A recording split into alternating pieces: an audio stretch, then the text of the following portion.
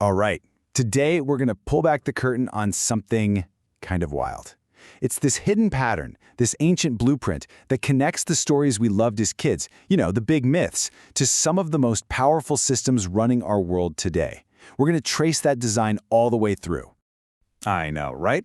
It sounds like this setup for a really weird joke. But seriously, the answer tells us something absolutely fundamental about how we as humans organize ourselves and, well, keep each other in line. And believe me, the connection between these things is way more direct than you probably think. Okay, so first things first, we got to look at the original design, the OG blueprint, if you will. We're going to dig into the shared structure behind two of the most influential figures in Western culture. And you'll see, they are built on the exact same psychological foundation. Now, before we get into the nitty-gritty, you really have to get this one point. Myths. They aren't just fairy tales for kids. They're more like the operating system for a whole society. They're the software that shapes our values, binds us together, and this is the big one, they regulate what we do. Okay, so take a look at this. This is where it gets really interesting, because it just lays out the parallel so clearly. I mean, look at the architecture here. You've got a benevolent, all-powerful figure in both. Both of them offer rewards for being good, whether it's presence or salvation. Both have this claim to omniscience, right? Santa's he sees you when you're sleeping, and God is, all-knowing. And they're both built around giving gifts and telling a big story that brings everyone together. The scale might be different, for sure, but the blueprint, it's identical. But that's only half the story, right? A promise of a reward, it doesn't really work on its own. It needs a threat to back it up. So now let's flip the coin and look at the darker side of this blueprint, the shadow system that makes the whole thing tick. Yeah, in this kind of architecture, there's a golden rule. For every promise of a reward, there has to be a threat of punishment. You just can't have one without the other. It's that two-sided coin, that duality. That's the real engine here. It's what gets us to behave. And this is a fantastic example of what I'm talking about. On one hand, you've got jolly old Santa, rewarding the nice kids with presents. But then you've got his shadow, figures like Krampus, who literally comes to punish the naughty ones. It's the classic good cop, bad cop routine baked right into the story. And look, we see the exact same structure in the Christian story. You've got the benevolent figure of Christ offering salvation, eternal life. But what's the punitive shadow? It's hell, a place of eternal damnation. I mean, the stakes are way, way higher, but the architecture, the carrot and the stick, it's precisely the same. So what's the name for a system like this? Well, there's a term for it, a moral panopticon. The whole idea is to control how people act by making them feel like they're always being watched. It doesn't matter if it's Santa's naughty or nice list or God's all-seeing eye, the function is identical. You start policing yourself because you believe, deep down, that someone is always keeping score. Okay, so this architecture, this blueprint, it's ancient. But, and this is where the story takes a really fascinating turn, it didn't just fade away as people became less religious. Oh no, it got adopted, industrialized, and put to work by some of the most powerful forces in the modern world. And this is the absolute key. We didn't get rid of myth, we just gave it a new costume. That underlying machinery, the all-seeing eye, the promise of rewards, the threat of punishment, it was just too effective to throw away. So it got a modern makeover. Think about authoritarian states. It's crystal clear there, right? The all-knowing, benevolent God, that gets replaced by the party or the great leader. The shadow, the threat of hell, that becomes the secret police, the gulags. And that all-seeing eye, well, now it's a network of informants and massive digital surveillance. And then you've got surveillance capitalism, where the shift is just as obvious. The benevolent promise is all about connecting the world or giving you personalized experiences. But the omniscience, that's your data. Every click, every like, every place you go is tracked to build a perfect digital you. That's the new naughty or nice list. Which brings us to the most modern and maybe the most intimate version of this whole setup yet, conversational AI. It brings that surveillance system right into our homes, into our private conversations, but it's disguised as a helpful, friendly assistant. It's literally the panopticon in your pocket, always on, always learning, always listening. So this table really brings it all home. Just look at how consistent the pattern is. The surveillance claim goes from he sees you to massive data collection. The moral ledger changes from a simple naughty list to a complex social credit score or a detailed ad profile. Yeah, the specific rewards and punishments change, but that fundamental structure of control, it's eerily the same. It is the exact same operating system, just running on new hardware. Okay, I know, seeing this pattern laid out like this can be pretty unsettling. But knowledge really is power here. Just because you can see the architecture doesn't mean you're trapped inside it. It actually means the opposite. It means you can start to consciously choose how you interact with all this stuff, with our traditions, and find the real meaning for yourself. This right here is the main takeaway. Once you get how the machinery of myth works, both the good side and its manipulative shadow, you get the power to pull them apart. You can decide to keep the parts that build community and create a sense of wonder, and you can toss out the parts that are just there for control. So how do we actually do that? Well, a few ideas. First, we gather together, especially when it's dark and cold, just to create that human warmth. Second, we give gifts freely, without keeping a running tally of who's been naughty or nice, simply because it connects us. Third, we have to actually look at the stories we tell ourselves so they don't have power over us. And finally, we can choose to make magic for other people, consciously. And that's way more powerful than just waiting for some to be given to you. At the end of the day, understanding all this, it doesn't have to make you cynical. Actually, it can lead to something much deeper. It means we don't need a great watcher in the sky or in the cloud to be good to each other. We can light the candles and give the gifts and tell the stories, not because the cosmos demands it, but because we do. Because it's what we choose to do to make things a little bit brighter in the long night. And you know what? Maybe that's enough. I want you to just take a second and think about your deepest, most cherished winter traditions. Yeah, that's a good place to start. Right, like, that highly specific, warm feeling of stringing up lights when it's absolutely freezing outside, or gathering with family, exchanging gifts around a fire. Or even just watching a familiar movie under a really heavy blanket. Exactly. So do you have that cozy image in your head? Yeah. Good. Because now I need you to prepare to have the rug entirely pulled out from under you in, the best possible way. Yeah, we're basically looking at the invisible machinery behind all that seasonal magic today. We're essentially examining the operating system of human culture. Right. Specifically, how we cope with the darkest, coldest parts of the year. Welcome to today's deep dive.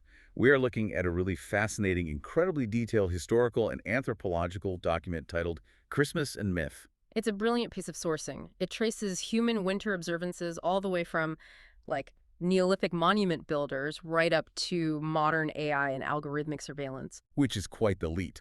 But our mission today is to uncover how the exact same psychological architecture used to create Santa Claus and, religious festivals has been seamlessly adopted by modern states and tough corporations. It's a massive timeline. But the through line is just fascinating. We're looking at the hidden structures that regulate human behavior and how they create social cohesion when resources are scarce. Before we jump in, though, let's just establish some ground rules for our lens today, because the material we are covering touches on deeply held religious beliefs, massive cultural shifts, and intense political structures. Right, it's heavy stuff. Yeah.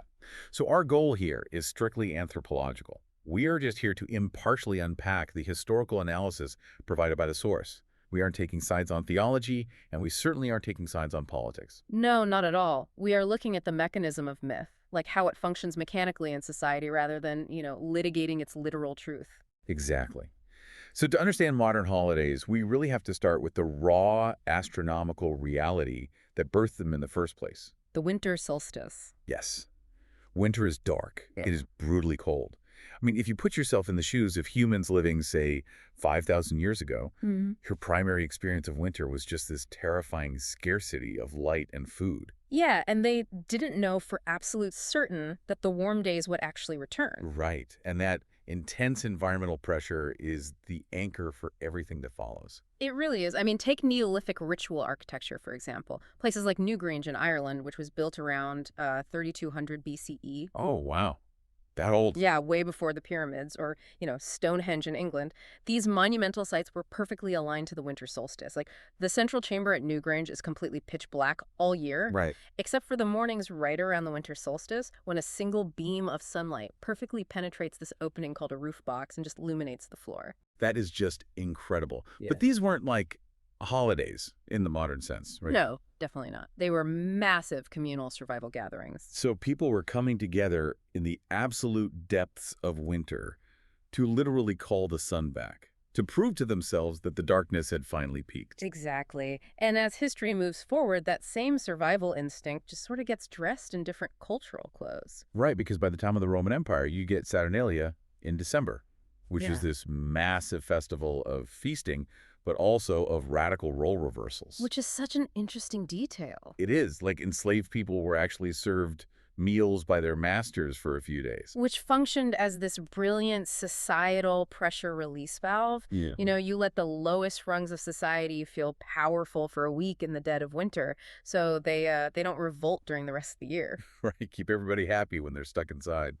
And meanwhile, up in Northern Europe, you have the Germanic Yule, which combated the freezing temperatures of these massive communal fires. Yeah, burning entire tree trunks. Exactly. And bringing evergreen branches indoors as a sort of visual promise that plant life hadn't entirely vanished from the earth. So how does the early Christian church interact with this incredibly saturated, deeply entrenched calendar of solstice festivals? Well, interestingly, the source points out that for the first 2 centuries, early Christians did not actually celebrate Jesus' birth at all. Wait, really? Not at all. No. Theologians like Origen actively condemn birthday celebrations. Oh, right, because we have to remember why Origen and others held that view. In the ancient Mediterranean world, celebrating a birthday was deeply tied to pagan astrology. Right. It was all about tracking the stars at your birth and invoking pagan patron gods to protect you for the coming year. Exactly. For early Christians whose entire theological focus was, on the resurrection at Easter, birthdays just felt like a dangerous flirtation with the occult. Plus, there was no fixed date for the nativity anyway. People were just completely speculating. But jump forward to the 3rd and 4th centuries, and Christianity is becoming the dominant religion of the Roman Empire. And they run into a very practical ground-level problem. Yes. The common people absolutely loved their solstice festivals. Like, they were not going to give up the Saturnalia feasting, the Yule fires, or the greenery. You really cannot mandate away an entire population's psychological coping mechanism for winter darkness. People need it. Right. Okay, let's unpack this, because this sounds exactly like a massive corporate merger. Oh, that's a great way to put it. Right. The acquiring company steps in, but they purposefully keep the beloved local branding on the storefront so the loyal customers don't revolt. They just, change the management behind the scenes. What's fascinating here is that corporate merger analogy captures the mechanics perfectly. This wasn't a secret. This was an explicit, strategic cultural policy known as syncretism. Merging of different belief systems. Exactly. The earliest clear historical reference we have to December 25th as the birth of Jesus doesn't even appear until the chronography of 354. Oh, wow. Yeah, and the Roman Empire already had a massive festival on that exact date called Sol Invictus, the birthday of the unconquered sun. So the church essentially just baptized the solstice. You don't cancel the giant midwinter party. You just rename it. Right. You don't ban the light and fire symbols. You just reinterpret them to represent a different kind of light entering the world. Think of the holiday less as a single unified tradition and more like a palimpsest. A palimpsest? Yeah, it's an old parchment where the original writing has been scraped off and written over, but you can still see the faint traces of the older layers underneath. Oh, I love that image. We have the base layer of prehistoric solstice cosmology, topped with Roman civic festivals, layered with Germanic Yule traditions, then Christian theology, medieval liturgy, and finally modern commercial inventions.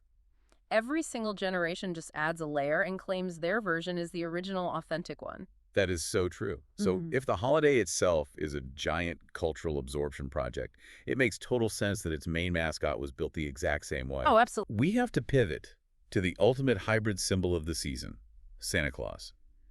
And this directly challenges a very common modern complaint. You hear it every single year. Capitalism ruined the holiday. Oh, yeah, constantly. People complain that department stores and corporations hijacked a pure spiritual season. But the historical record from our source suggests that is entirely backwards. Yeah, Santa's DNA is just a wild cultural braid. Before we even get to a Christian bishop, we have to look at the Norse god Odin. Right. In Germanic mythology, Odin was a one-eyed, long-bearded god who rode through the winter sky during an event called the Wild Hunt. And he didn't ride a sleigh. He rode an 8-legged horse named Sleipnir. Which gives us one of our most famous traditions. Viking-era children would leave straw or carrots in their boots near the chimney for Odin's horse to eat. Yeah. And in exchange, Odin would leave them a small gift or candy. That is the direct mechanical ancestor of hanging stockings by the fireplace. And then you introduce the Christian anchor point, St. Nicholas of Myra. He was a 3rd century Greek bishop living in what is now Turkey, famous for his charity and, anonymous gift giving. But an ancient Mediterranean bishop doesn't wear heavy winter furs. No, definitely not. He isn't notably jolly, he doesn't live at the North Pole, and he certainly doesn't command flying reindeer. That entire cozy, snowy aesthetic is an American reinvention. Completely. The Dutch brought their version, Sinterklaas, to the American colonies. Then in the 19th century, New York writers like Washington Irving and Clement Clark Moore, Who wrote "'Twas the Night Before Christmas," is right. exactly, they codified the sleigh, the 8 reindeer, and the chimney entrance.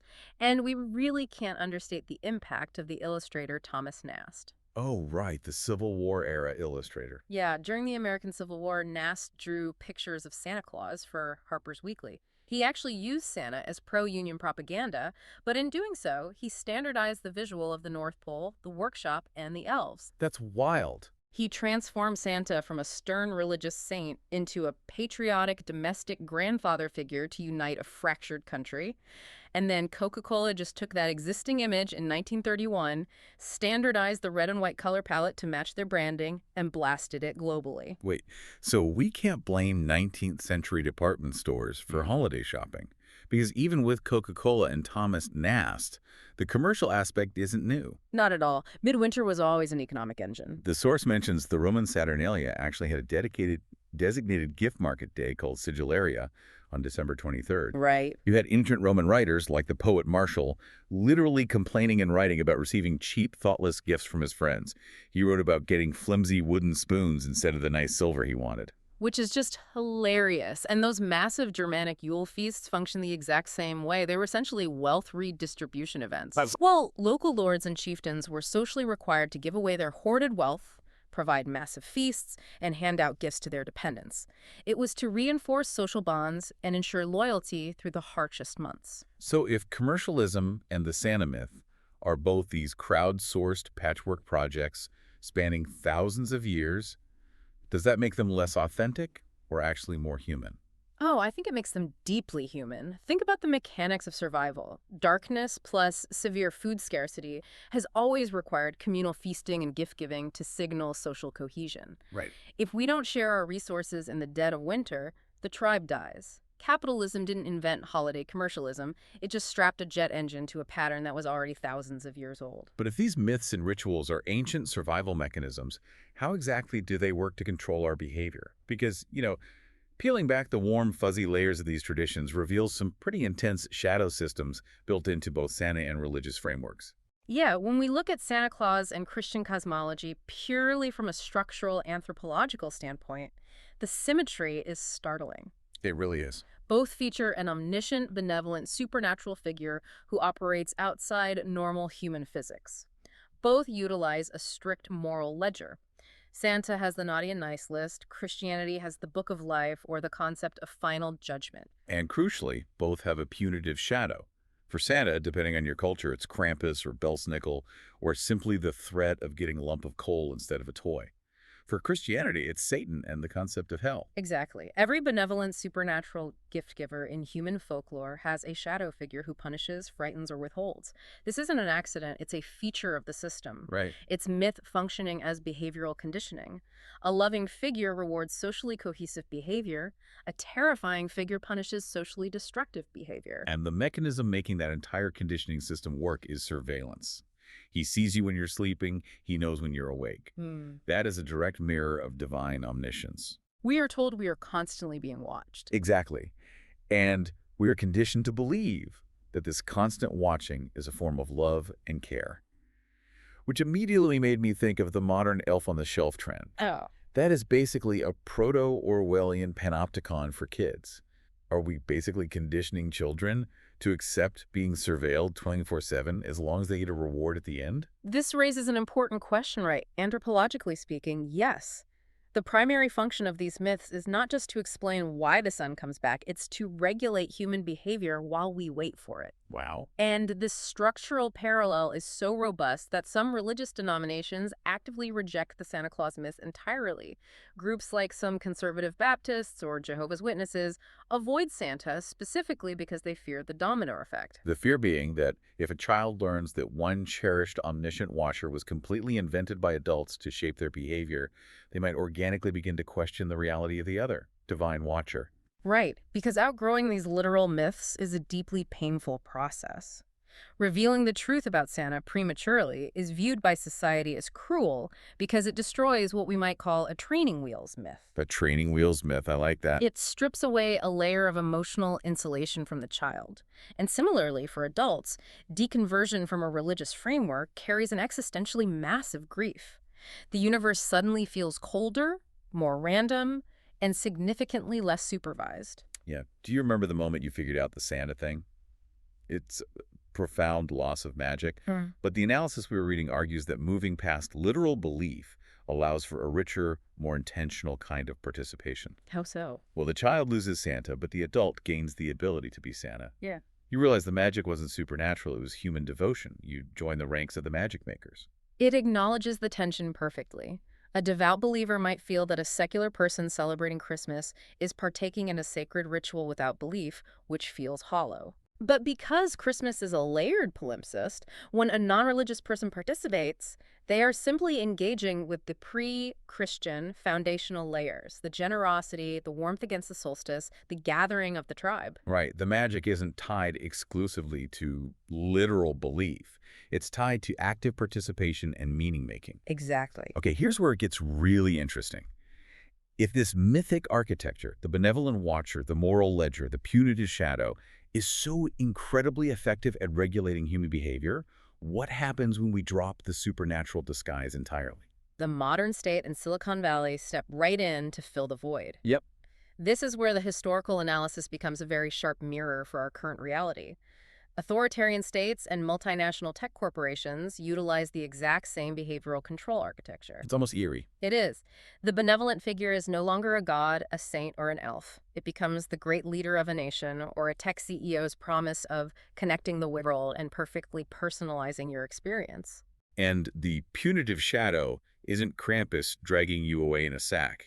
It's the secret police, or in the digital realm, algorithmic shadow bans, demonetization, and targeted social manipulation. And the moral ledger isn't a scroll at the North Pole. It is your social credit score or your deeply detailed, aggressively monetized ad engagement profile. Is the exact same operating system, just running on different hardware. Surveillance is simply the secular form of omniscience. When gods fade from a society, cameras appear.